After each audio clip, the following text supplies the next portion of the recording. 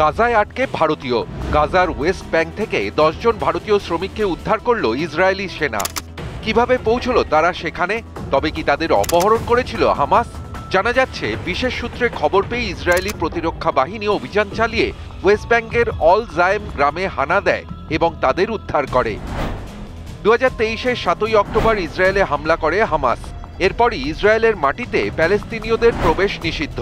ফলে ইসরায়েলে কাজ করতে আসা হাজার হাজার প্যালেস্তাইনি শ্রমিক দেশে ফিরে যান।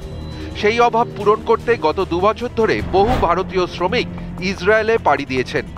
শুধুমাত্র গত বছরই ইসরায়েলে এসেছেন 16,000 ভারতীয় শ্রমিক।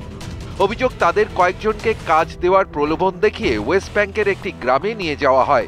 সেখানে প্যালেস্তিনীয়রা মাসখানেক ধরে একটি বাড়িতে তাদের আটকে রেখেছিল। জানা যায়, তাদের পাসপোর্ট কেড়ে নেওয়া হয়। সেই পাসপোর্ট জাল করে অপহরণকারীরা ইসরায়েলে ঢোকার চেষ্টা করেন।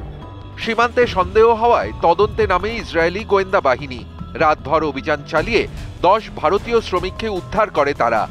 উদ্ধার হওয়া ভারতীয় শ্রমিকদের আপাতত নিরাপদ আশ্রয়ে পাঠানো হয়েছে। যে সংস্থার হয়ে তারা কাজ করতে ইসরায়েলে এসেছিল, তাদের সঙ্গে যোগাযোগ করে শ্রমিকদের বিষয়ে খোঁজ নেওয়া হচ্ছে।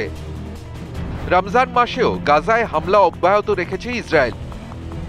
আজ নাবলুস শহরে শতাব্দী প্রাচীন আল নাসার মসজিদে তারা আগুন ধরিয়ে দেয়। দমকল বাহিনীকে সেই আগুন নেভাতে দেওয়া হয়নি বলে অভিযোগ। আগুনে পুরোপুরি ধ্বংস হয়ে গিয়েছে ইমামের বাসভবন সহ মসজিদের একাংশ। কথিত 1187 সালে একটি রোমান গির্জাকে রূপান্তরিত করে এই ঐতিহাসিক মসজিদটি নির্মাণ করা হয়েছিল।